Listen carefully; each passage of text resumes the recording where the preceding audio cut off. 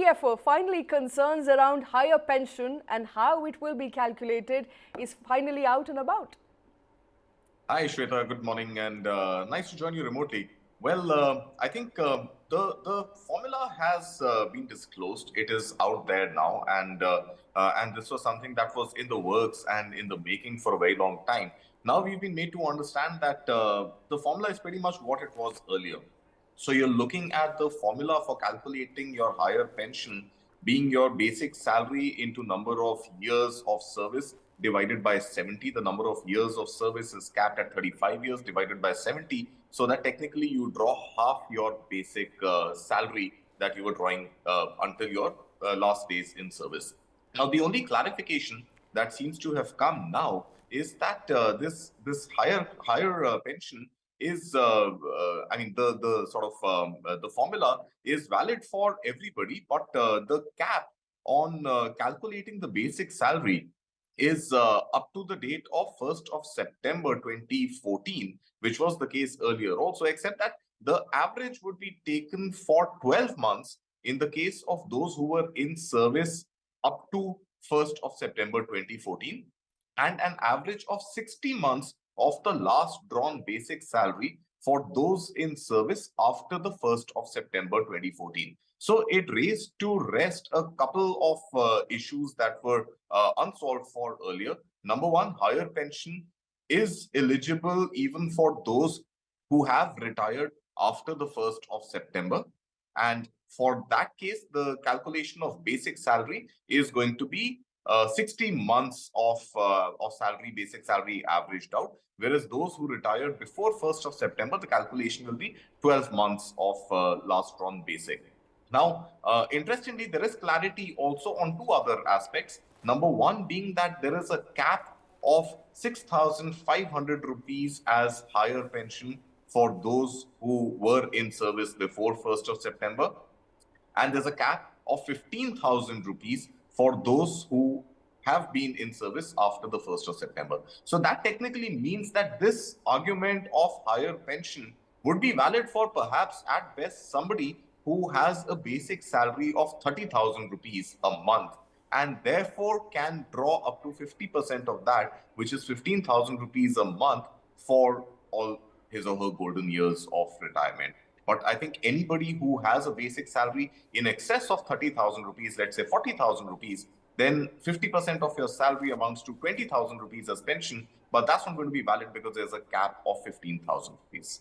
Okay, so finally some clarity there by the way of a new circular that has been put out in public by EPFO. Karthik, this is a story we've been tracking very, very closely. I want to understand, for the benefit of our viewers at this point in time, why is 1st of September 2014 important? Why is that the cutoff date for all these calculations?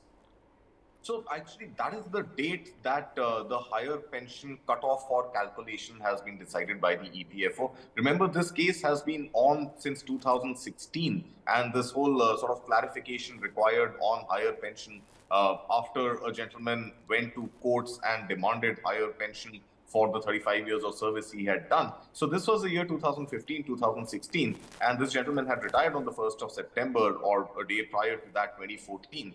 And that became the date for consideration of his pension, the person who went to court, opting for or demanding for higher pension. So for the sake of calculation, EPFO has stuck to that date, and the formulae that have been fed in and the calculation that has been done on the basis of what percentage of your salary the employer's contribution to your PF goes towards EPS, which is at 8.3% versus EPF, which is at 1.6%. And the delta that would be arrived at on the basis of opting for higher pension, the calculation window for that has been kept as 1st of September 2014. Okay, and I don't know whether you're going to be able to answer a very important question. What happens to those who came into the workforce after 2014? Perhaps a young person in our team like Suyash, who's been wanting to get that question answered for a very long time. In fact, also addressed it to the former EPFO commissioner. If he became a part of workforce after 2014, is he eligible for higher pension?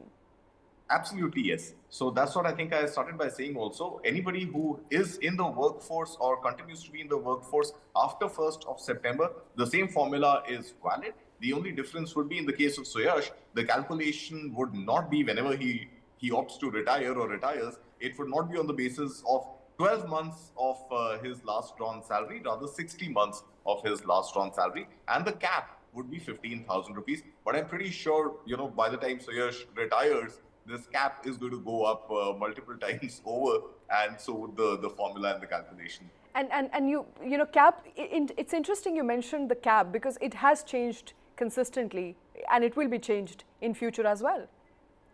Exactly. So I think in 1995, the cap was set at 5,000 rupees.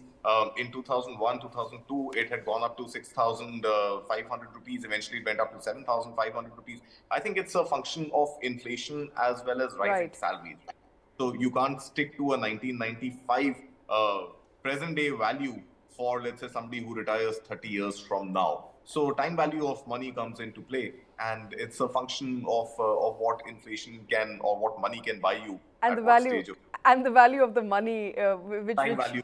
Time value of the money. time value of the money which keeps changing. So as you rightly said, the cap could be revised there, but good news there for people who've been waiting for clarity. We've been tracking this story very, very closely. There is a formula now. There is a computation method which is finally out and about in public domain. You can look at that circular, or you can go back and look at our show on how finally new pension will be calculated for those wanting to opt.